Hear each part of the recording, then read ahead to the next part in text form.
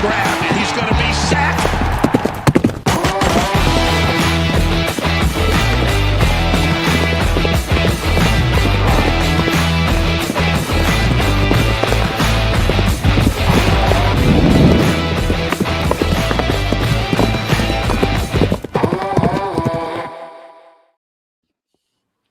Let's go Broncos country. We're finally here to break down the draft. I'm joined by my good friends Mark, Jeremy, as well as Kodiak, and we're gonna break down every single pick. We'll get through kind of what we feel like our favorite picks were, if we had a least favorite.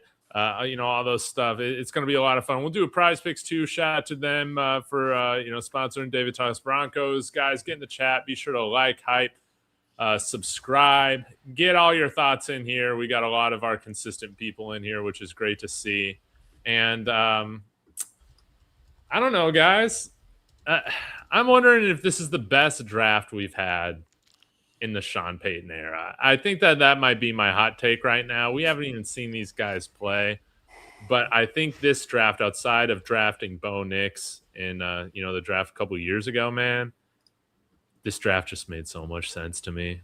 It made so much sense. But guys, I think this would be a fun way to kick off the show.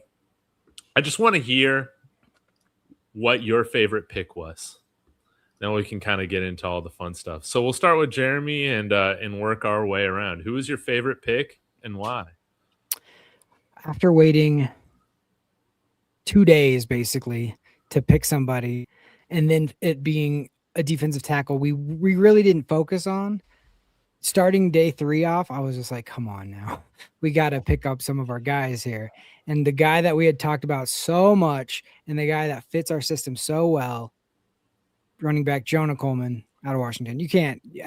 That's going to be the guy that's just probably going to get the most impact from this draft class immediately, I would assume. And then you see the videos after the fact of him like calling it that he's coming to the Broncos, that he was like, that was my best visit. Him standing at the podium, like kind of manifesting it. Then it's like, how do you not love this guy? It was destiny for him to be a Bronco. So I'm going to go with him. Start it off. All right. Kodiak, your favorite player. Okay, my favorite pick. These kind of go hand in hand because I was pumped when we took Justin Joly. I was like, man, he was easily the best tight end available. He was my pre-draft tight end 3. I know that he was really high on a lot of people's boards. But the reason Dallin Bentley was my favorite pick was because it did what we wanted the Broncos to do. The reason that Dallin Bentley was my favorite pick is because coming into the draft, I was like, all right, we're lucky if we leave with 1 because this regime doesn't really seem to value that. But then it's a guy that we like. I know, David, you talked about him quite a bit on your channel. I was ankle deep in all the tight ends this year since we really, really needed one. If you had told me the tight ends that were potentially available at 256, I would have thought maybe Nate Borkature, but the Jaguars ruined that plan 4 rounds earlier. And Dallin Bentley, I'm not surprised he was still there, but you know what? The profile is very good. Okay. Only had 1 year of production this past year, but man, second best ADOT in the tight end bucket this entire draft cycle, only behind Michael Trigg, who's an oversized wideout. So legit yak too, legit inline blocking ability. So the reason Dallin Bentley was my favorite pick was because it did what we all wanted the Broncos to do. It cemented the fact that they knew they had to take 2 tight ends. And like I said, I was feeling great if we got 1. I thought we would be lucky to get 1, but we got 2. And that's why I was so pumped. Yes. Wonderfully said, man. Mark? Yeah, it's tough. I just really enjoyed day 3, man. I thought it was phenomenal. I think on the surface, you got to love the Jonah Coleman pick just because I feel like of all the picks, he's going to be the guy that I think has the biggest impact, at least in year 1. He's a perfect fit.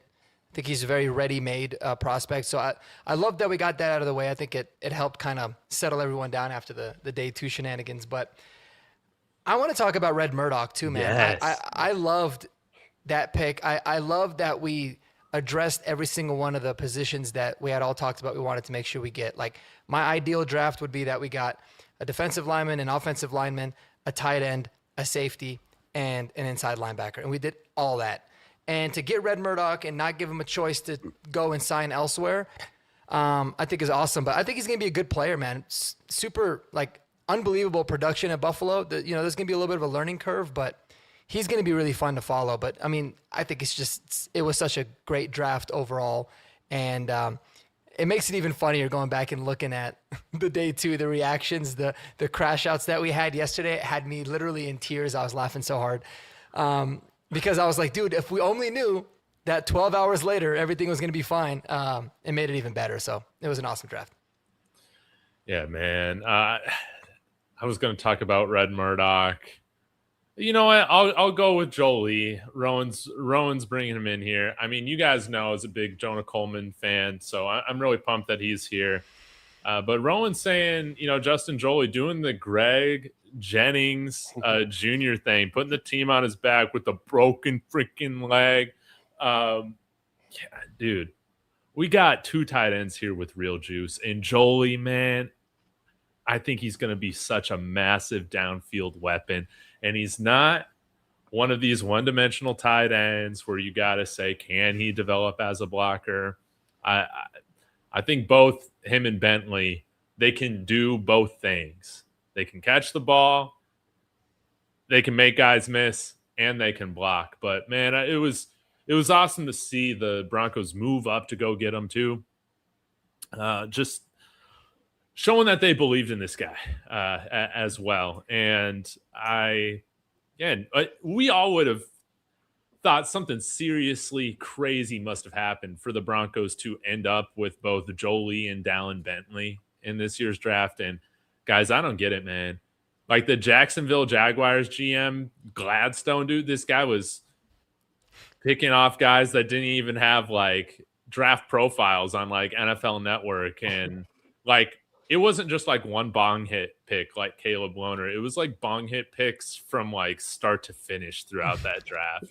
And I mean, thank God, because it allowed some guys like Harold Fannin to kind of, or not Harold Fannin, Justin Jolie to kind of fall through the cracks, Dallin Bentley to fall through the cracks, man. But this tight end room, I think it's now going to be respectable, which is great. And am I going too far? Yeah. Am I going too far to say, Mark, that these guys are going to be starting tight ends for us next year? Starting? Yeah. I mean, listen, I think that well, not in 2026, in 2027. Oh, yeah. No, not at all. Not at all. I think that there's a really good chance at least one of them is. A big-time key contributor. We just got to find out a way to get rid of Troutman. I just don't think, as long as Payton's here, I don't think Troutman's going anywhere. Like, if Payton coaches for 10 years, Troutman will retire, and then they'll hire him as a tight ends coach probably, which at that point it's fine, I guess. But I think they could be great contributors, man. Dallin Bentley's he's going to be really interesting to see, too, just the kind of blocker that he is. But Justin Jolie, bro, I can't wait. Like, even if they don't end up doing anything this year, at least – it's a fun storyline. Like how sick is Broncos country of talking about root beer Nate? Like the only thing we say about Nate Atkins is that he smokes root beer vape, right? And then obviously Lucas Kroll. Sometimes we forget that he even plays. He's like the Drew Sanders of the offense, and then we're just like hoping and praying, the best for Evan Ingram. So it's going to be nice to have legitimate, fun, young talent to talk about, which I'm pumped about. I mean, it's going to be cool, like complaining about the game day inactives and the lack of elevations. It's not going to be A.T. Perry this year. We'll be wondering why Dallin Bentley wasn't active for this game, or Tyler Onyedum, or, one of these guys, man. Like, it's nice to actually have some talent on this team that we just haven't had. So this gives me a lot of hope. I want to get through some of these comments. Paul Shatter saying T.O. I don't know what that means. Timeout. I don't know. Hollywood turnover. Tyler Onyedum. Oh, T.O. Okay, I guess we can call him T.O. Jolie gives me Harold Fannin vibes. That's what Hollywood Broncos saying. I agree. Let's hope. Now, Mark, you had another comp on your video that you did on Justin Jolie. Maybe we get into that right now, man. Didn't Dane Brugler comp him to somebody that I don't know. Okay, I think this would be pretty exciting. My initial like comp off the top was Harold Fannin because of like how he can be kind of that F, and they used him a little bit as like a lead blocker. But you're right, there is somebody else, and now I have to remember who it was that Dane I remember had. who it was. If you want me to tip you off. Was it Owen Daniels? No, Owen Daniels was another tight end that I had a comp. it was Jonnu Smith. Oh yes, exactly, perfect. Yep. Jonnu Smith makes a lot of sense too. And I feel like Fannin, and I think that was the comp for Harold Fannin coming out last year was Jonnu Smith. But yeah, that's a great comp, man. And if we get that kind of production from Justin Joly, I think we'll be thrilled with that. That would be a hell of a comp for him. But I'm excited to see how we utilize him, man. Just really want to see where he lines up and how he looks against NFL competition. But that's a really good comp too, is Jonnu Smith. Yeah, we've been dying for Jonnu Smith over here. Now, I think to play devil's advocate here, I guess a little bit, man, I would like to hear everyone's maybe most questionable pick. I'm curious about this one. I know we were all freaking kind of pissed. Like Tyrone Yedem, at 66. Who the heck is this guy? You go and I don't know. For me, I still feel like it's probably the most questionable pick, frankly, because I didn't spend much time looking at a lot of the defensive linemen outside the big guys in this year's draft. But man, I'm curious. Have you guys kind of warmed up to him? How do you guys feel about the pick a couple days later? Jeremy, what do you think? Yeah, I'm good with it now.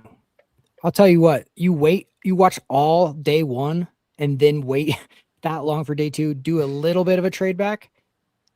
That was the thing that kind of surprised me. If we would have traded back 20 picks and then picked Onyedem, I would have been like, that makes sense. 4 felt like, oh, there's somebody in range here that they don't want to get away from. And then they picked Onyedem. And I was like, okay, I'm pretty sure you could have went back 20 picks. But that's me like not knowing, apparently he got a lot of buzz like the week leading up. So maybe they just had zeroed in on him and was like, let's get what we can. And look, sometimes there's deals not there to be had. Like you have to have a partner, right? So that's the only deal they had to trade back. Maybe that makes more sense. But I'm glad they did trade back and then picked him up because that allowed us to come back up for Justin Joly. But watching his tape since we've picked him, it makes way more sense of why that's the biggest loss of the offseason was JFM. Mm-hmm. And it's just an honest, or just an obvious comp, to be, oh, this is what this guy can do. You're never going to pay JFM $20 million for 40% of the snaps, right? But you can bring in a guy who has a great first step, is going to be chomping at the bit, going to come in fresh. And then when you sit down, Zach Allen or whoever you're sitting down, and then you bring in this fresh guy who's got this intense first step, he can do damage. And you don't need him to be like everything right away. He can work his way into it. So after sitting with it, I'm like, I totally get this pick. But at the time I was like, who? I joked in the Discord that the way the guy pronounced it, it sounded like, are you dumb? And then I was thinking, yes, we are. But no, we weren't. We all are. Yeah, Kodiak, how do you feel about Onyedem a couple days removed from, or 3 days, I guess, removed from his pick? I mean, on draft night, I was like, all that for that. I'm kind of with y'all. Like, if you're ever going to reach, at least be it at a premium position and at least be it somewhere that makes sense, okay? Last year I talked about Harvey and Bryant. I thought those guys were just completely off the map. I thought those guys were just insane reaches for where they were. And maybe they were, maybe they weren't. I don't know. We still have to play out. Things look good for them in year one at least. But, thinking about the pick, I can't sit here all this time talking Broncos and be like, we need to improve the pass rush. We need to upgrade the defensive line. We need to continually pour resources into the defensive line and then be upset when they do exactly that. Just not a guy I really had on my radar. But yeah, like I said, I would have preferred a guy like you guys know. I was big on Proctor. I was big on Halton, like Mark was. I asked everybody, before the pick, who do you want it to be? Mark said Halton. I would have been ecstatic with him, but Yeah, I guess Odieta, but once again, I just would have preferred somebody that had a little bit safer of a pass rush profile. But yeah, I don't know. There's a lot of stuff out there about how he was used at Iowa State, and that not necessarily didn't translate to pressures or anything like that. And I think he does fit into what the Broncos needed. I think, obviously JFM replacement uh, was huge on the needs for this offseason. I thought it was, very imperative that they got that. Only critique is maybe I wish it would have been a big fat dude, because we've never had that. And against the physical teams, we just continually get run over. And it's kind of a trade-off. But once again, it makes sense. Okay. And if you're going to reach, at least be it at a premium position. So I guess, yeah, once again, that's my least favorite pick, but it's one that's stomachable for me. I think so too, man. And, Mark, final thoughts on Onyedem? Yeah, I mean, I think they both touched on it a lot. I think, for me, I always look at, I feel like I kind of prepared myself a little bit more this draft to not necessarily fall in love with a particular person. I mean, I obviously still, naturally you still do, but like a particular player, but more so evaluated on, okay, I just want it to be about the right position. I think the big thing about last year's draft, nobody, and if they thought that Jahdae Barron was a bad player, that they'd be lying. Like, we all knew Jahdae Barron was a good player. I think the problem was we just didn't like the position that he was at. So on the flip side, it's like, if they go with a position that I would like to see the Broncos address, doesn't necessarily have to be the guy that I like. And obviously, 32 other NFL teams agreed that Grayson Halton was in the 4th round and Tyler Onyedem was, a higher ranked player. So again, I liked the position. It was just, wasn't really expecting him, but I'm excited to see what he can do, man. He seems like he's got a ton of upside, super athletic guy. And it was an incredibly unpredictable draft. So, Yes. We'll see how it works. But what I love, I just really am glad that we were able to trade back even a few spots to get him, because that trade back ultimately resulted in us being able to trade up to get Jolie. So it ended up working out perfectly. Yeah, I would imagine Jolie would have gone off the board before pick 152 or whatever we got. Now, Jeremy, you're bringing this up. You have a conspiracy theory? You think we were all in on Max Clare at 62? I have a feeling, just because the trade back right then just felt like, okay, they kept saying they had their 6, and we were all debating on who it could be. It makes sense if you go back and look at like that. It was like Rodriguez, you had Trotter, you had Claire, you had certain guys. He seems like a guy that they would really like. He would be a Troutman upgrade. We didn't necessarily love him on this show, but I could see that being the case. And I felt like we got it sniped last year with Mbuka, and I felt like maybe that happened again. But it all is well that ends well. To end with Jolie and then Bentley, I'm fine with it.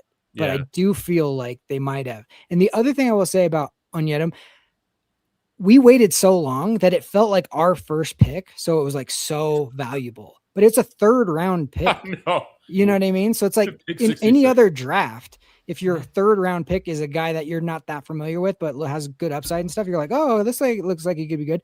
But because we waited so long, it was like, who, what? We're so like, we focused on 62 for so long that was why there was a letdown, which is unfortunate for him. Yeah. But I can't remember how much we've talked about it. I think, Mark, you talked about it quite a bit, but just how big fit is, for this team. And I feel like Tyler Onyedem, the pick kind of feels like the Pat Bryant pick last year a little bit. Where like there were some people that were like higher on Pat Bryant, but maybe could see him as a late 3rd, like early 4th type of guy or something like that. Or, other people saw him as like closer to a 6th round pick or something like that. I feel like that was kind of the feeling when it came to Onyedem getting picked, which is like, in a lot of these draft gurus are saying, well, he might have been a little bit of a reach, but like I can see like why the Broncos liked him. I'm hoping that he's somebody that kind of has a Pat Bryant like camp where we just really see his physical upside and, that it makes sense. I'm just glad it wasn't, again, like a Jacksonville Jaguars or Caleb Loner, like what pick there at 66. Might have been a little bit of a reach, but if he fits better than maybe some of the other guys, sure, I guess. Yeah. Like it would have really sucked if we felt like we reached at a position and the position was like edge, you know, and then you're like, it's like, you know, just kind of a double whammy. So, Trey Moore. What if that was the pick? Trey Moore. Oh no, dude. And credit to the Broncos. If your theory is true, Jeremy, that maybe Max Clare was the last of those 6. By the way, I want to hear, guys, like if you think Onyedem was one of the 6, but credit to the Broncos for not being dumb at 62. If all 6 of your guys weren't there, you trade back a few spots, which is what they should have done last year with Egbuka off the board. And now here we are, man. So you at least got some more ammo to use. But yeah, do y'all believe what they said about Onyedem being part of the 6? Mark? No, not a chance. Kodiak, Jeremy? Sean Payton kind of said that without saying it, and then George kind of gave him the look, but he added like a 7-8 guys at the end of it. So you're like, oh, he was in the 7-8 tier. That was right after the draft that day. So, no, and I feel like if you believe that, there's no way you can believe it, because it's like if one of those guys were there, then you just wouldn't trade back. Thank you. Exactly. You Unless them. all 6 of them were there. And you're only trading back 4 spots, so you know you're guaranteed to get one. And there's no way they're going to be able to predict that in a way. So yeah, I mean, if their guy was there, they would have taken him. Mm-hmm. And on the flip side, if they loved Max Clare a lot, which I think he was one of the guys, but if they really liked him, I think they would have probably tried to move up a couple spots. But it was one of those where it was like, let's just see how it goes, and then we'll kind of roll with it. So it worked out. Yeah, I think so. Now, one other player I want to talk about on the lines. And, our good friend Mikey freaking hates Cage Casey, man. This guy, dude, Cage Casey me. He might be Mikey's number one enemy already right now. It's a weird hate. Yeah, man. He's not a fan. I think we all kind of have some different thoughts on Cage. But again, Mark, you've put out a really good video, on him, making the case for him. What are some things, some traits that you really like about him that you felt like made sense for his selection by our Broncos? Well, I just feel like with him, his only issue is that he's not very strong. He's not NFL. He needs to get stronger. He needs to get like a little bit more of a solid base. But, he's a technician. He's someone that's technique is really good. He's obviously very well coached and has a high football IQ. Kodiak in his video talked about he had 0 holding penalties, right, in 41 career starts. I think he had a false start and an unsportsmanlike conduct or something absurd in 40 in like over 1,000 snaps. So I just think he's really solid, man. He's got the length. I think his athleticism is adequate, but you could turn that more into a power guy if you could just get him into a right strength and conditioning program. What I'm really hoping the most with Cage is that they at least give him a legitimate opportunity to be a tackle first. I don't want to have him like, we're going to start him off at guard. You can always resort to that, but I would really like to see them try to develop him, let him play tackle. But yeah, I think he's been really solid. I mean, tons of experience. You said he's never gotten a holding penalty? No. Never. Only 2 false starts and an unsportsmanlike. In 41 straight starts. Yeah. That's insane. In college. Yeah, That's I mean, I didn't even know you about could do one. that as an offensive lineman. Yeah, it's ridiculously good. And I understand the strength thing. It was the same exact thing that they said about Matt Paradis when we took him from Boise State Broncos. Like, they run a very Shanahan-esque type of O-line where they go very light on purpose to try to get guys moving. All right, it's going to be a little bit of a transition coming into the league, but it doesn't mean this dude can get, stronger. But he's also already technically sound. So to me, that's a lot easier to coach up than someone that's just an absolute mess or like way too big or way too raw. So I'm really excited. I love the Cage Casey pick, man. I was pumped. I wasn't the biggest Cage Casey guy, but I'm warming up to it the more that I learn about him. I like his positional versatility. Kodiak, do you think he is a guard or a tackle? I don't like if there's any position that I could really trust the Broncos with, they know how to find these O-line gems, man. And I would, like Mark, I'm along the lines of I hope he's a tackle. Okay. I know that there's been a lot of debate on the internet over the past few years about measurables, and in this past year specifically after the Super Bowl, like how long do you have to be to play tackle? But you know what? He's one of those guys that, man, I was like, how did I not see that fit before we made our pick? Because obviously we know that we like to go light on the trenches. We have the second lightest offensive line in the league this past year, and he's about 310. I say that as if he's not 170 pounds more than me. But as far as if I think he's a true guard or a tackle, like, I think he showed enough at Boise State to where he can play tackle. Now, there's always going to be questions with the ceiling. There's always going to be questions of, how good of a tackle will he actually be? Like, obviously, he was phenomenal in college, but that doesn't always translate to the NFL. But yeah, once again, I feel like he has the makeup to play tackle. And once again, I hope they don't do the whole, like, oh, we'll start him inside and then flex him to tackle later nonsense. I know that they announced him as a guard, but our ideal outcome is that he's a tackle. Mm-hmm. Yeah. Yeah, Jeremy, what do you think about Cage Casey? I like the pick. I mean, you remember when Billy Turner signed that huge contract to leave being our swing tackle to go to Green Bay? And you're like, what? Like, we were hoping to re-sign him for like a decent contract, and he got crazy paid. Like, these swing offensive linemen that can play different positions is so valuable. And if you can get one, you kind of cannot wait till like the 6th, 7th rounds for that. Like, you kind of have to jump at those when they're available, because they just get taken quick. So after thinking, it's not a sexy pick. We're all excited for, like, skill position guys, but after thinking about it, I'm like, that's a really, if you're not trusting Palcho to like move inside and you want him to stay on the right and be more of a tackle, then this guy has versatility. Even though he only played tackle. But they played him at different places during the Senior Bowl, and he was really good. So I like the pick, and I do think his body is a guard, but and they announced him as a guard. So I think that's probably hinting towards the plan. That's exactly what they did with Dalton Reisner. And rookie year, Dalton Reisner was really good, and I had high hopes. And then all of a sudden, I don't know if it was an injury. I don't know what happened, but fell off after that. I don't know what happened.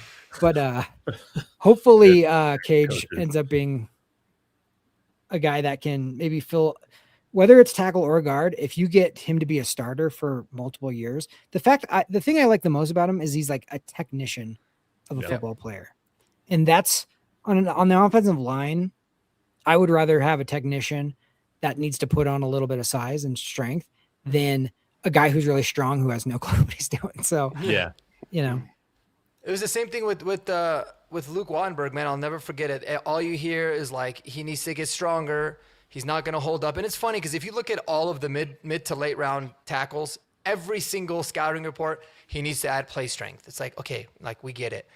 And then Luke Wattenberg comes in his rookie year, genuinely the worst offensive lineman prospect I've ever watched. I remember that preseason game. I actually felt bad for him. I didn't care because it was preseason. So I genuinely felt bad. He was getting annihilated. And then, well, what do you know? The next year, he's our starting center, and he's gotten better every year. So, yeah, let these guys develop, man. Zach Strief knows what he's doing. And again, I mean, to hate a tackle in the 4th round is wild. That's crazy. I didn't know Mikey felt that way about Cage. I have a favor, David. Will you highlight the T. Fish's comment right there? He says that he thinks he wants Palcho to go back to the jumbo role, like the 6th, the reporting eligible offensive line role. When he played guard, we lost that big boy magic. What do you guys think about that? When he was playing guard, do you guys think 73 reporting eligible was not as exciting as 63 reporting eligible? Or do you think like our jumbo package was really good at the beginning of the year, so he might be on something? No, I like the idea of Frank Crum, our best tight end at the time, catching footballs, man, and out there blocking. So, that was cool. Yeah. I was fine. Palcho's, he's so damn valuable. But I think the person that should be the happiest about the Cage Casey pick in this entire panel is David, because that means Matt Peart's probably gone, right? Dude, yes. Matt Peart's gone. Here's the thing. I still think Palcho is a better right tackle than he is left guard. And let's see. Paul had this question on here, and this is a really great question. He's only played left tackle at Boise State. Where's the versatility if he only played one position? This is a great question, and I'll explain it this way. You guys chime in if you got any other thoughts. But Left tackle is the most athletic. Like, you got to be the most athletic lineman typically plays left tackle. And he's shown that he can be a beast at that at Boise State. He has some physical limitations that might keep him from having enough athleticism, possibly for left tackle. But with the way the rest of his body is built and how he plays, he can play to the inside. And a lot of this is verified through his pro day work, through his private workouts that he's had with teams. He talked about this, how they've worked him out all across the line and that he's even comfortable playing center. So, and he kind of does have that body to where, like, if he was 6'9", there's no way he could play tackle. If he was 6'9", or center, he can't play guard. But he's right at like 6'5". He's at the threshold, I think, where he's got the versatility to play on the entire line, and that's clearly something the Broncos value. With Palcho, with Pert, even though it didn't really work out, Gargiulo being a guard and center. Like, I think he's more of a guard. My hope is that the Broncos, they decide early on what he's going to be, and they don't yank him around, man. Let him develop at that position so that he can be a future starter, whether that's left guard, right tackle, or left tackle. Although left tackle, I still think will be quite a few years away. Mm-hmm. So, any other thoughts on that? No, you had it on the head. Yep, well said. Oh, yeah. Okay. I mean, all right, cool. And there was another question that I had on here. Okay, we'll go with this. I lost it really quick. All right, Miles Scott, taken in the 7th round. Todd saying if Denver had gotten quarterback Haynes King, that would have been an A+. I was hoping they would have taken Haynes King. Or maybe even, I think Garrett Nussmeier was still on the board, right, at that pick, or was it right after? It would have been great for the Broncos to use that pick on the quarterback. It just didn't happen. But yeah, probably like Onyedem and Miles Scott. No offense to either of them. Maybe it's because they're just defensive players that I didn't watch a lot out of, man. I just they don't necessarily have the same aura, but there's a lot of things that I do like about Miles Scott. But Jeremy, I'll have you kick it off. What were your thoughts on this pick? What does he bring to the Broncos? Former wide receiver with Pat Bryant at Illinois, and both Palcho apparently and Pat Bryant talked to the Paytons about him, and just still learning the position. Obviously, he's played 3 years as a safety, but if you look, a lot of people had him being drafted earlier, and that's one position where we lost another guy, PJ Luck. That's probably our second biggest loss of the offseason. So I like them addressing the position, and they did it with somebody who they trusted as far as who the person is, who the player is. And we also have like Devin Key and, JL Skinner. So he doesn't need to come in and be like needed right away. So I like the pick because he's ascending, and that's always good in the 7th round. But yeah, Carson Ryan and Nussmeier were still available at that point. Dude. But we ended up with Bentley and, Murdoch. So it's all good. But I do like them addressing it. It's interesting that they drafted him at 246 and then waited on Bentley and Murdoch. I always find like that little bit of like chess match, like who's going to take who do we not? They obviously were more worried about him than the other guys. So that's interesting to me. But safety is someone we needed to address, and you don't want to trust the undrafted free agent, like whether you're not going to get those guys or not. I would love to have the last 2 picks of the draft every year. I mean, to be able to kind of like reach out and figure out who might be able to get signed and who's not is such a valuable commodity. And those points, or those the draft picks points wise are like worthless. But in my opinion, like having those last 2 picks were so valuable because you're like, you got buzz that Red Murdoch's not going to come to your team probably unless you draft him. You take him, Same No, same give him a with choice. same with Bentley. Not like he doesn't want to come, but just like, if he has every option, he might not come to you. So yeah, I like the pick. I didn't expect it to be him necessarily, but safety was smart. Yeah. Yeah, Mark, did you have any thoughts on Miles Scott?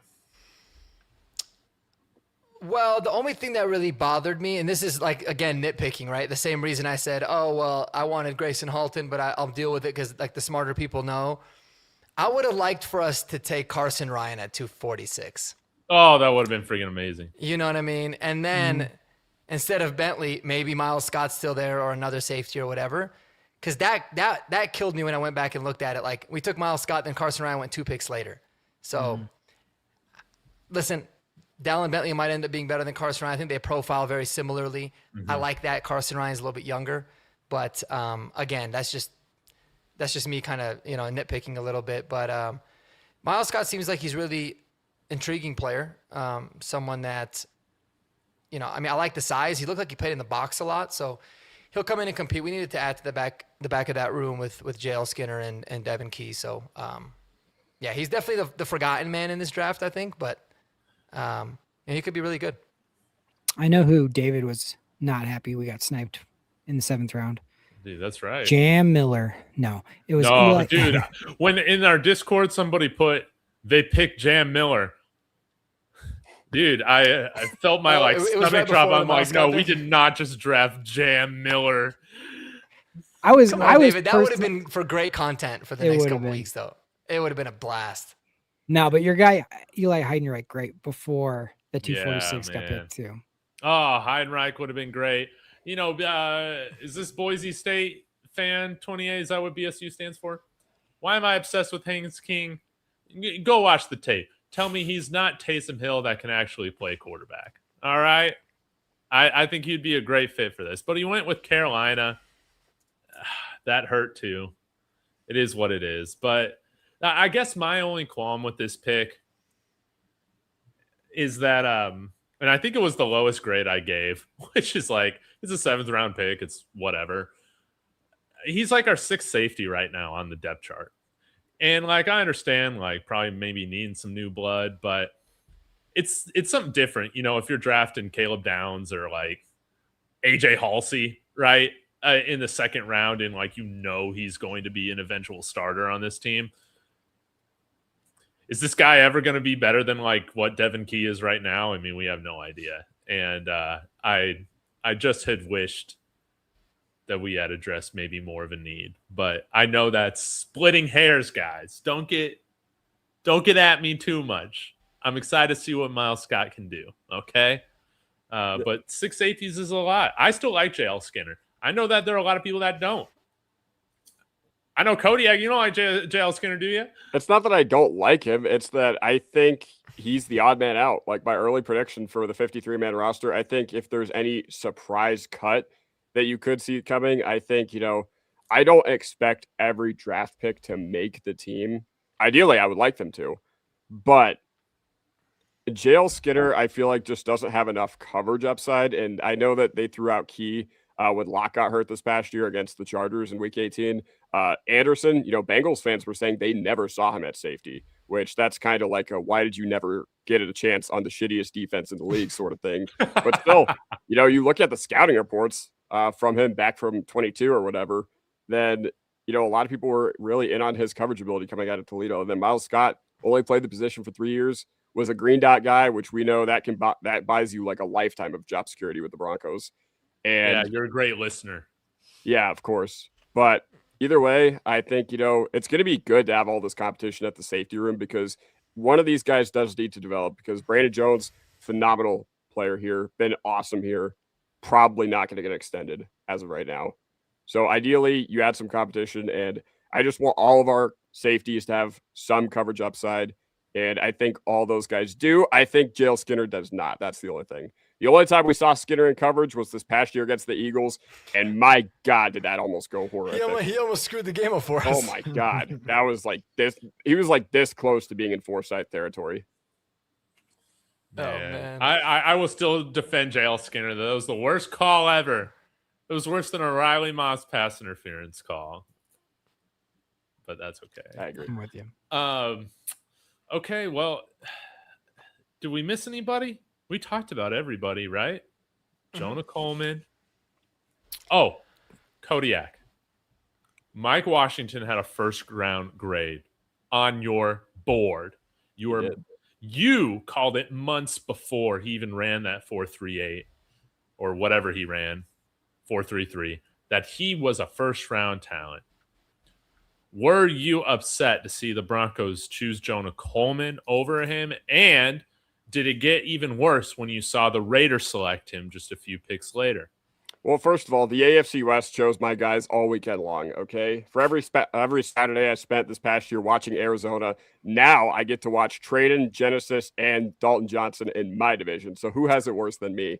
But no, even though Mike Washington had a first-round grade on my board, it's more about the unique traits and the athleticism. Like a running back with that athletic profile is never going to be available at that spot where the Raiders got him ever again. It just won't. That being said, ball security issues, fumbling issues, like I get it.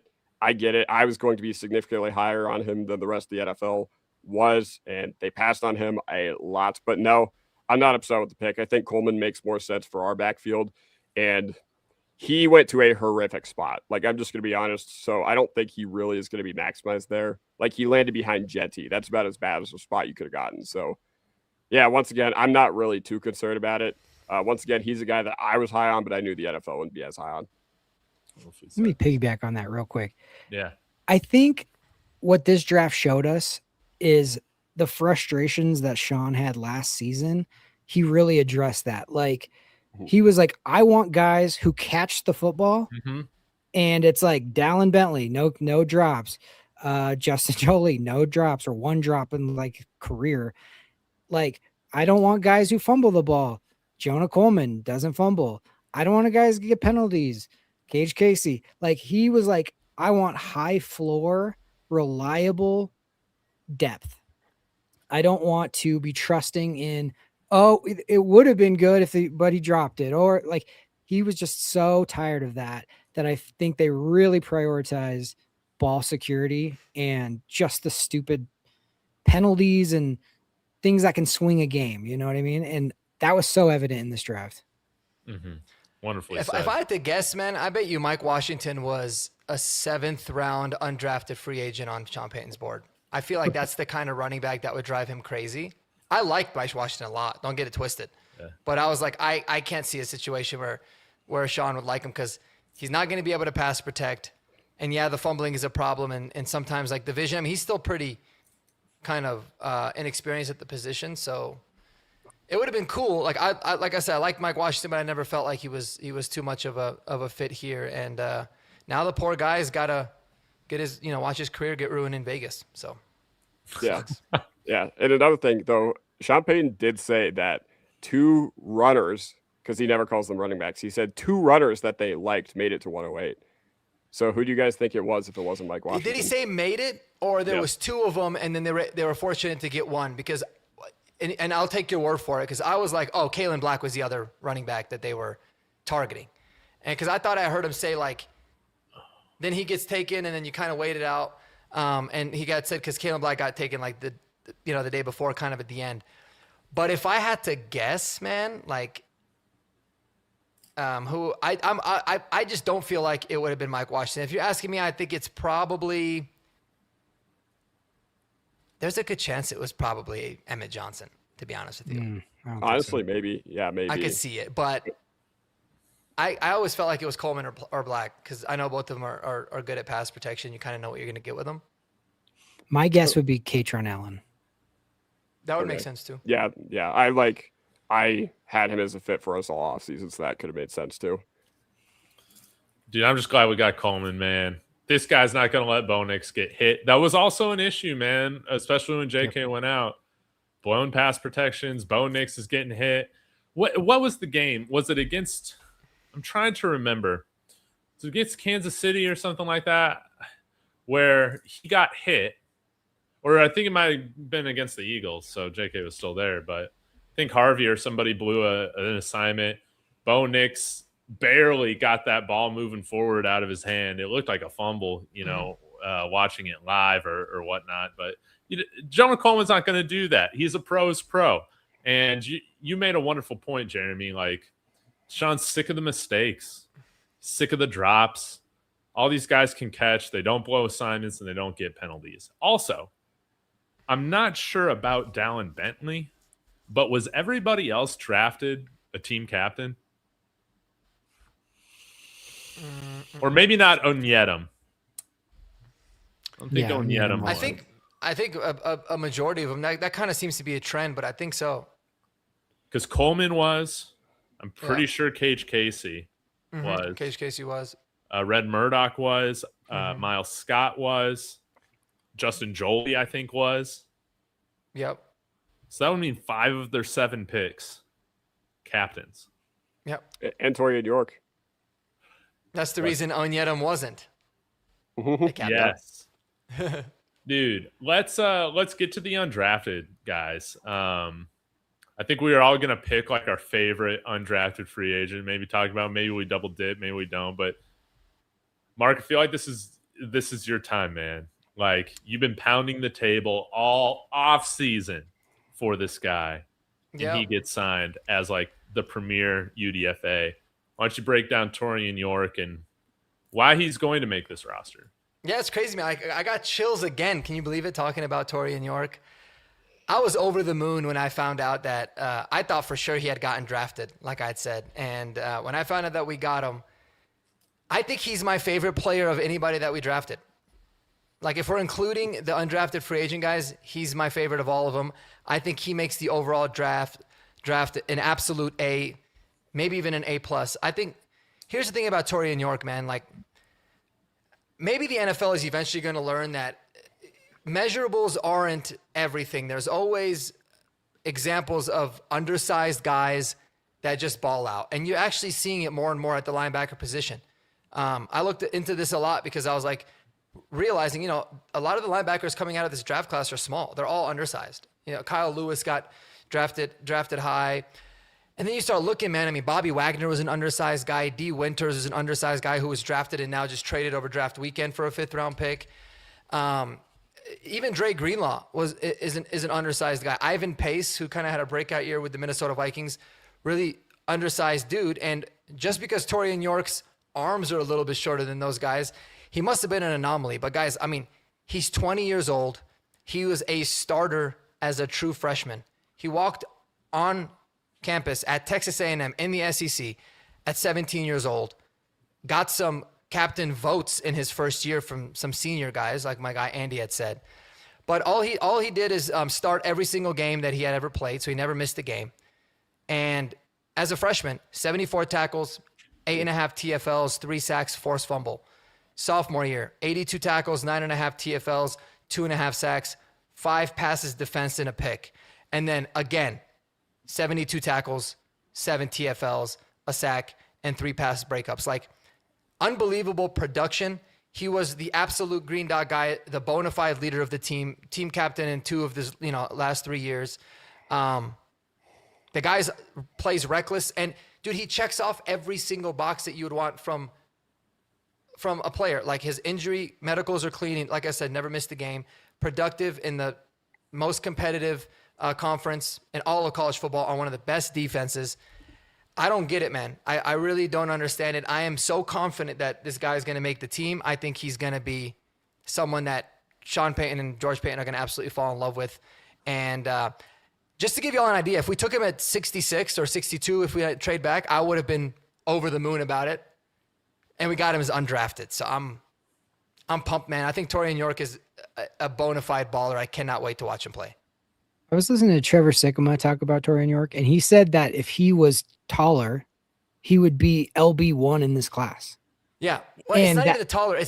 I trust me, I looked into this because his height and weight is not that much of an anomaly. It was the arm length in addition to that. He's like first percentile in 3 categories, and then the 4th one is the arm length. But you just watch him play, you're like, I don't give a shit. Yeah. The guy he plays with his hair on fire, man. He is so fun. But yeah, sorry, continue. It's no, I was just gonna say this is gonna be like the ultimate test case for like size of linebackers, because it's like if you could test somebody's like instincts and attitude and brain, it's 100. And if you could like look at arms and 100 percentile or whatever, if you could do that for arm length and height, because he's 10, 5 and 3/4 and all that, it's like 1 percentile. So it's just like this is the ultimate. This is the Tej Johnson. This is the whatever of the linebackers. It's like I'm going to assume he can't do it because of his size. And then once you see him do it, you go, shoot, well, why did we pass on this guy? Or he's not going to make it. And you're going to be like, okay, if he can't make it at that size, you can't make it at that size. So it's going to be this really interesting experiment. I'm with you. I think like to see that when I saw him, you come across the Discord, like we just signed Terry York. I was like, oh, dude, like perfect. That was the one thing. Remember last week when we were grading other people's drafts, I was like, I hated one of the drafts, like not picking a linebacker until 257. And then what did we do? We waited till 257, picked a linebacker, but it was Red Murdoch. And then you get Terry on York. It's like, oh, well then never mind. Forget the whole waiting to address it. If you get those two guys in this draft, I'm good. Dude, if we didn't end up signing Torian York and I found out that we took Red Murdoch over him at 257, I would have been unbelievably pissed. But Red Murdoch too. I would have been like, I don't even care if Red Murdoch is good. That's how mad I would have been. But the fact we got them both. But yeah, man. I mean, Nakobe Dean's 5'11", but he has almost 32-inch arms, so he gets the 3rd-round pick even with all the injury history. Like, it's crazy to me. I'm excited that he's a part of the case study, but at the absolute worst case scenario, he's going to be the best special teams player we have on our team. Dude. Yeah. BK808 says, who was the last small great linebacker? The last good linebacker we had like a 1.45 RAS. Danny Trevathan.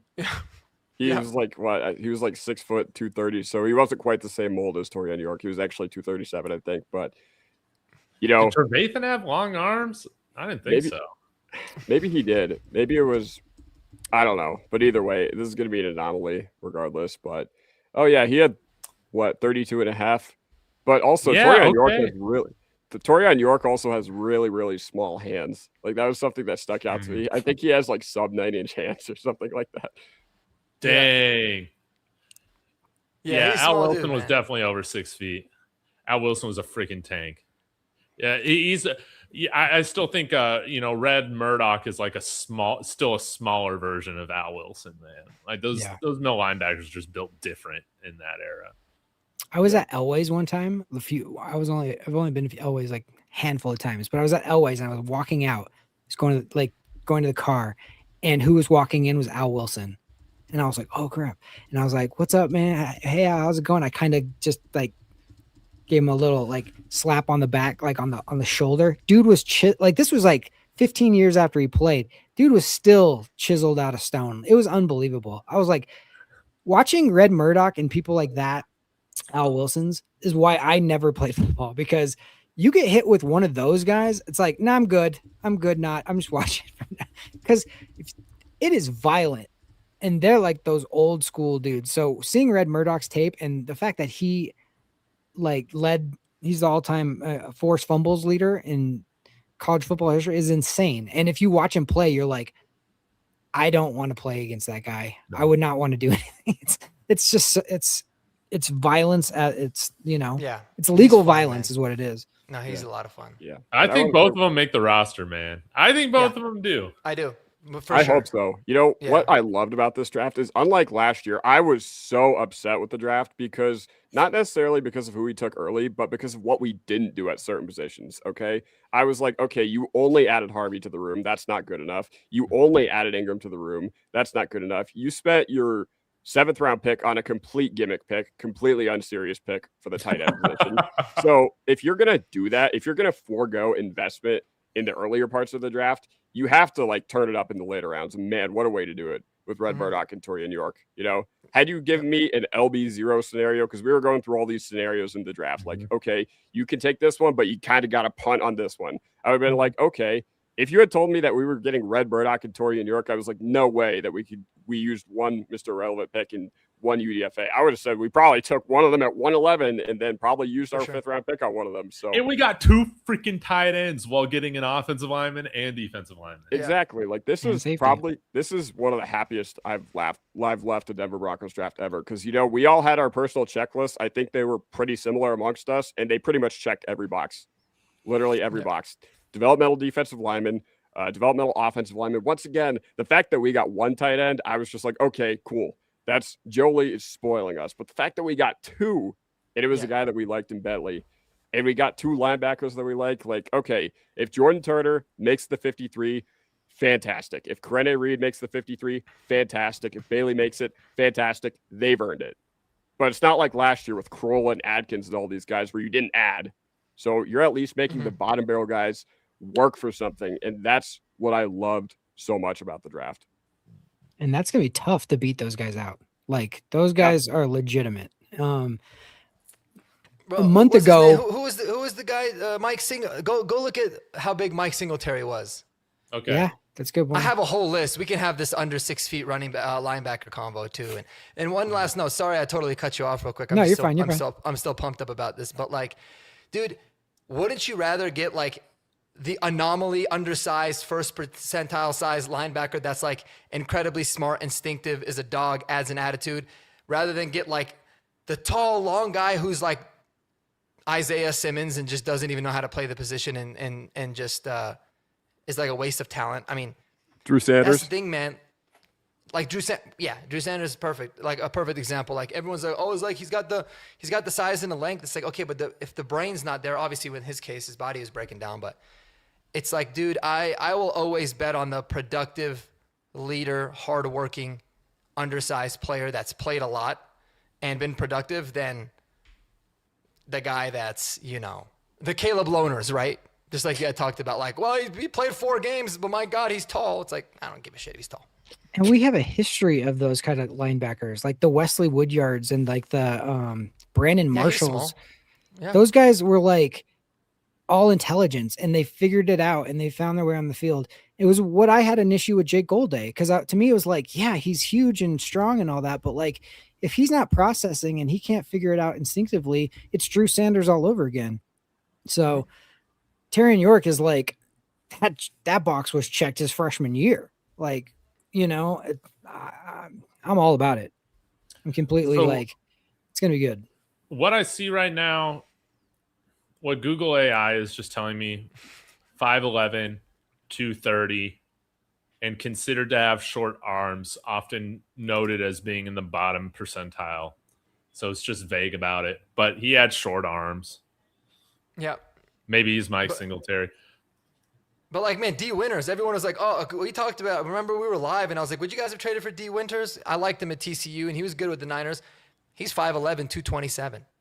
Man. Nakobe Dean's 5'11", 230. Devin Bush is 5'11". We wanted him this year, 230. Yeah, Nick it's like Bolton splitting is hairs. 5'11", 237. And we So got- just because he's half an inch shorter, Yeah. listen, I'm standing up for the guys that are a half an inch short, I guess, in certain He's a aspects, half inch short. He's I'm not standing up 5'11". for him. But Because I'm okay, sick of being a half an inch short too. But you know what? We can still ball. BK was saying it's hard to shed blocks, but if go look at his tape, he's shedding every block. Like, Oh, he's so he's also hard to see, dude. He'll just slip underneath them and just knock somebody's teeth out. He's awesome. yeah, Dude, to Kodiak's point, I love the fact that we brought in linebackers that know how to play inside linebacker. Yep, exactly. absolutely right. We don't have to bet on Vance Joseph finally getting it right.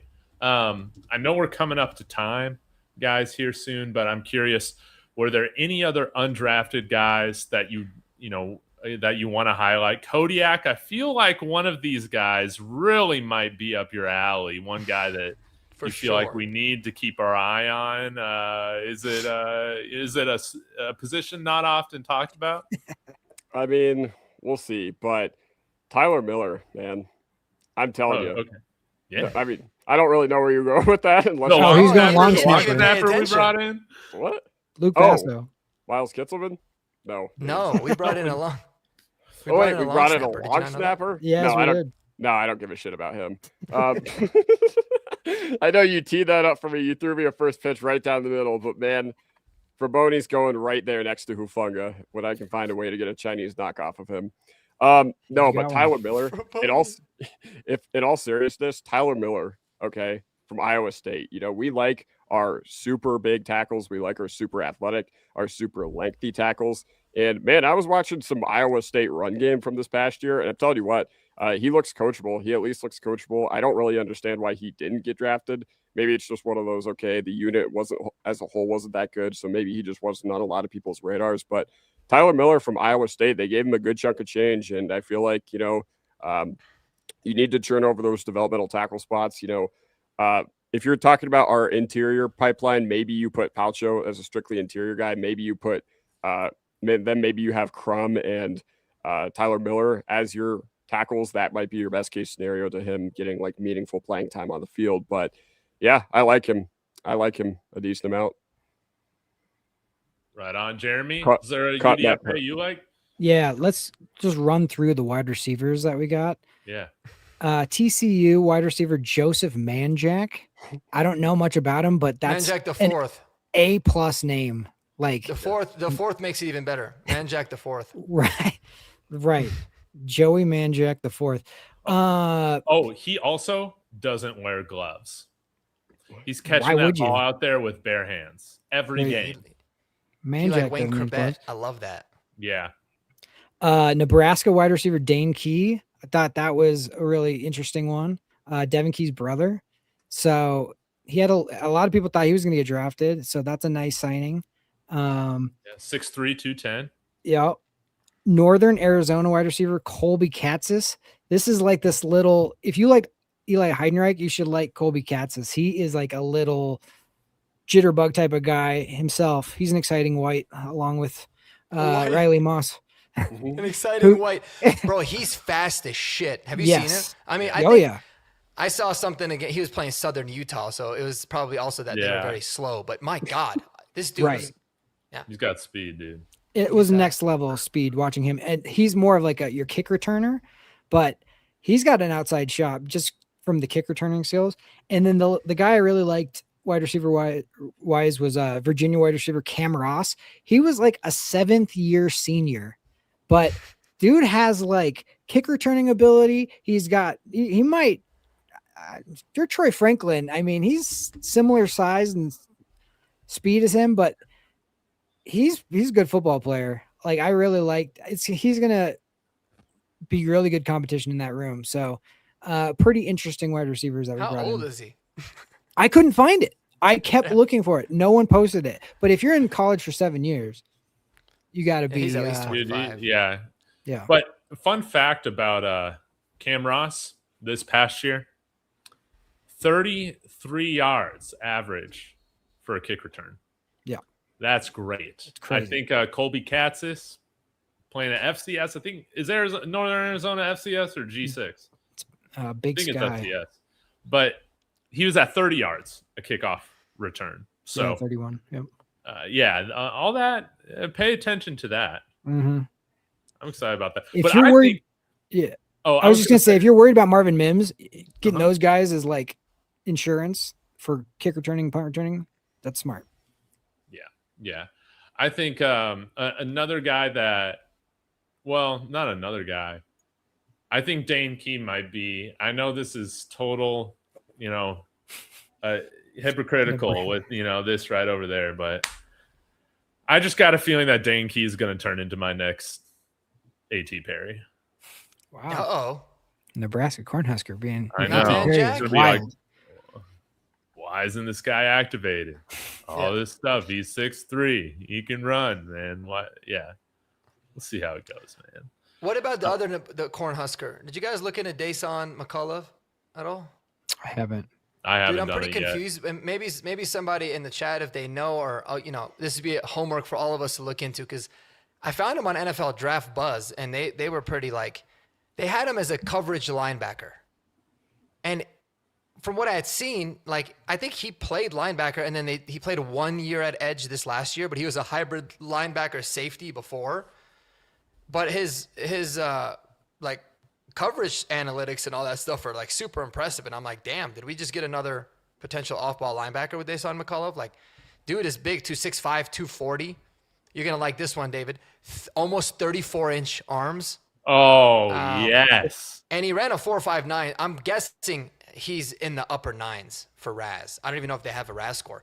But Let me see. they listed him as an edge, but I think he's more of an off-ball linebacker. And he's got a 9.45 RAS. So this guy's really interesting. But you're putting him in at you're putting this guy in at inside linebacker. Move over Lavelle Bailey. Got some competition. Somebody said get Torian York, a 6'5" linebacker next to him. I'm like, dog, let's screw Sternad and Singleton. Let's roll with the 2 undrafted guys, McCullough and York. We'll have, a super tall guy, super short dude, and just go out there and bust some people's ass, bro. I love that idea. I didn't look much into him because he was listed as an edge. I was like, on our team, like the edges aren't really worth looking into. Yeah, I was like, but no, unless it's Johnny Walker, which one of my boys stretched out the other day. He said he's an absolute mammoth of a human being and really hard to stretch. But it could be interesting. But McCullough, that's interesting. Good pull, Mark. Good pull. Yeah. Well, I was just planning on making videos on every one of these guys, and I was like, is this the same dude? Because it was a little random, but we can't forget, guys. We got Johnny Walker on the squad still. I know. Yeah, that's right. We got Johnny Walker, and I was fired up about him as a UDFA last year, and then he ended up going to IR. But who was the USC linebacker that went later undrafted? But he was like 6'6", but he was like 230, right? Gentry, yeah. Minnesota, this guy's right? bigger than Gentry, dude. 6'5", 240, filled out well. Yeah, 34-inch arms. Man, I'm about these Nebraska Cornhuskers. I am my interest is genuinely peaked in them. So we'll see. They're not. I mean, they're technically not corn. You got to look at them like they're not Cornhuskers anymore, right? Like I kind of started to love Emmett Johnson, but then where did Emmett Johnson go? The KC? Chiefs. Oh, the Chiefs. And then I was like, screw Emmett Johnson. I never liked him. Was never one of my guys. Yeah, he's got no butt. Exactly. I was looking. I've deleted everything that talked about Genesis Smith on my channel ever since the Chargers took him. Yeah. Dude, that's right. All right, guys. Before we get to our wrap-ups, we're going to do one more prize pick. All right? We're going to have fun with this, okay? And we're going to do some NFL props because the Nuggets are up right now, but we're not even going to do that, all right? They don't deserve any attention. No. Is there a prop on Adelman losing his job? Dude, I hope I can make $1 million off of it. I was about to say, let's bet the Avs. Yeah. Oh, you want to do hockey? Avs to sweep whoever they're playing next round. Do they have? I think they just do players. That's fine. That's fine. Yeah. Let me see here. Let's see what kind of hockey knowledge the chat's got. Let's see if they got puck knowledge too. We know they got ball knowledge. Do you want to do? Man, well, the Avs don't know who they're playing yet, right? No, I don't think so. Okay, it's one of 2 opponents. We know which 2 it'll be. But all right, how about Jake Ottinger, 26 saves tomorrow night against Minnesota? Okay, I'm going with the over. You know why? Because Minnesota all series has just been spamming shots from the point, and every game is going to go to overtime. Every game is going to be long. Every game is going to be exhausting, and all these guys are going to be beat up before they play the Avs. So I'm going with the over. Wallstedt and Ottinger are both going to make 50 saves tomorrow night. So this is a heck of a problem. Do y'all want the Dallas Stars again? Fuck no. No, absolutely not.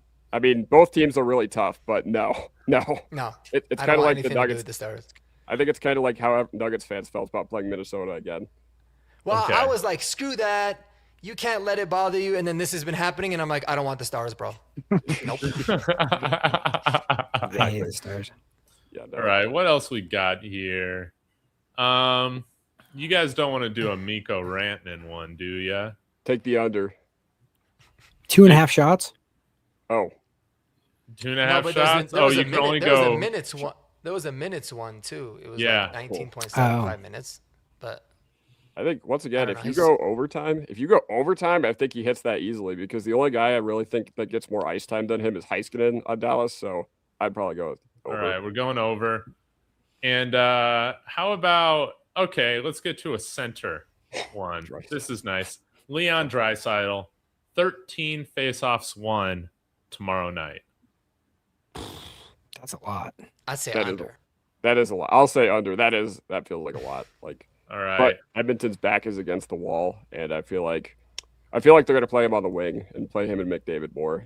McDavid's obviously going to center. So We're putting $1 on it. Shout out to Prize Picks. Use that code HMA. When you play 5, you'll get 50. Shout out to them. Guys, Kodiak, you want to start an NHL channel, bro? Dude, the reason I don't cover the Nuggets and Avs is because I don't know enough about the rest of the NHL and NBA to cover them. I know. But Me NFL, too. I can tell you the depth chart of almost every team. Dude, I get so curious on how a comment section on a hockey podcast would differ from like other sports. I feel like it would be like the most respectful but also like just hilarious because the hockey guys are funny, man. But I'm the same way. Like I love hockey. Like I love the Avs, but I'm, by no means knowledgeable enough or have enough time to like look at the rest of the NHL. But my next door neighbor, he was the starting center for Wisconsin, and he coaches. Whoa. Yeah, I mean he's really really good. He plays with Hayduk and all those guys right now. Holy shit. damn. But he tells me all the Avs stuff. I tell him all the Broncos stuff, so it works out well. Hell yeah. That's great. It's awesome. Well, guys, thanks for joining, man. This was great. Maybe we'll have some free agency stuff to talk to you about next week if we decide to sign a second free agent. We'll have to see. Wouldn't it be funny if Tyson Anderson doesn't even make the squad? But until then, Mark, Kodiak, Jeremy, what do you guys got going on in your channels that people can look forward to? Guys, go subscribe to them. They're all linked in my description. Mark? Go ahead, Mark. I'm doing individual breakdowns of all of the college free agents once I can. There's just a few that I'm hard to find information on, but we're going to do a lot of that. And then really get into some veteran players that we could trade for or potentially sign now that it's not going to be counting against the compensatory pick stuff. So this is when it gets really fun, man. 53-man roster predictions, all that good stuff is coming in the pipeline. So Let's go. Yeah. That's great. Pumped up for that. Kodiak? To be completely honest, I mean, what do I have coming? Good question. I don't even know. But we'll figure it out. We'll figure something out. Either way, going to be a long off season. And I just want to say something. Thank you not only to the guys on the panel, but thank you, Broncos Country, for all the support that you've given to us throughout this off season. From the free agency tire fire to this draft this past weekend. It's been absolutely phenomenal interacting with y'all. And let's grow this, man. Subscribe to not only me, but subscribe to David and Mark. Not just on here, but on TikTok. I'm almost at 2,000 on TikTok. So give me to 2,000 on TikTok. And while you're there, David and Mark's channels are listed in my bio. So go hit them up as well. Please, please. Jeremy, you'll be on here next week. Anything till then? We got some special intros and music coming your way for Horsepower. We were gonna do it tonight, but couldn't get quite finalized. But I got here at 8:59 Central Time. It's my fault. So no, it's all good. Do it next It's all time. good. So we got some exciting stuff coming for that. And last quick question, just for all you, yes or no, quick yes or no around the table. After seeing a month ago, we were very upset at the free agency. We were very upset at just sticking put. And I said, give me a month. The Monday after the draft, I'll give you the grade. Now do you feel you got the Waddle trade, which we didn't even address, really? That's the first and third round picks that we had in this draft. Mm-hmm. Signing our own guys and then seeing where we ended up with this draft and Jalen Waddle, what would you give me a grade for the offseason? Go ahead, David. B. They still were lazy in free agency. But yeah, I would say it was a solid B+. And it was teetering along an A because I understand it now. I get it. And I like how things have rounded out. And I still think that there's going to be quite a bit of moves that come. But last thing I'll say about that is it ended up being a really good offseason. Yes. But, dude, it was still boring as hell, man.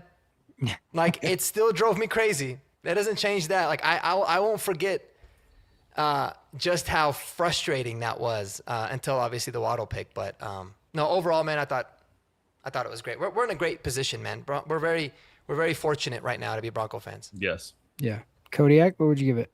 C+. They ruined my 25th birthday. My birthday present, if you guys remember, was Alex Singleton and Adam Troutman. And nah, I'm kidding. If I'm like going serious, like B-, but not for any of the reasons that you guys have mentioned. Like, obviously, did I want 49 back? No. Did I want 82 to come back? Absolutely not. But what concerns me a little bit more is teams are starting to pull from your pipeline. And I feel like, it hasn't been talked about enough that you lost BT Jordan, your pass rush consultant, and you also lost Jim Leonard. So if those are the two biggest losses of the offseason right there. Even though you lost Greenlaw and JFM, those were big losses too. But so I am kind of factoring that in. Am I happy? Like, would I take this offseason if you gave it to me now? April 27th, if you show me this after the day of the AFC Championship, I think I would. Yeah. I agree. That was always going to happen. Success always has people leaving and getting promotions, and that's just going to happen. Yeah. It's going to be the biggest maybe thing of this whole offseason is Davis Webb taking over play calling. That's going to be wild to see the difference. But overall, now that I'm a month away at free agency, and we saw that we did the Waddle trade, and we saw how the draft went, I would go A-, just because you didn't really lose anybody major without upgrade or without backstopping them, and everybody you brought in the draft, like I said before, is all high floor, smart, sure-handed players, and that's what this team really. Mm-hmm. If there was a weakness, that was it. So I like that a lot.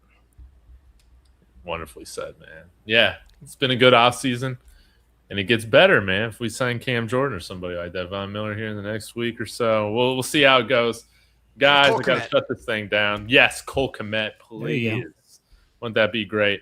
We'll be back next Monday to hopefully discuss some more moves. Guys, thank you so much for tuning in. We had a lot of great discussion on here across all the different channel chats. So, guys, thank you so much for being a part of this. Do me a favor, go subscribe again to my friends. Smash that like and hype on the way out, and subscribe if you haven't done that yet. We'll see you then, guys. Go Broncos. Go Broncos, baby.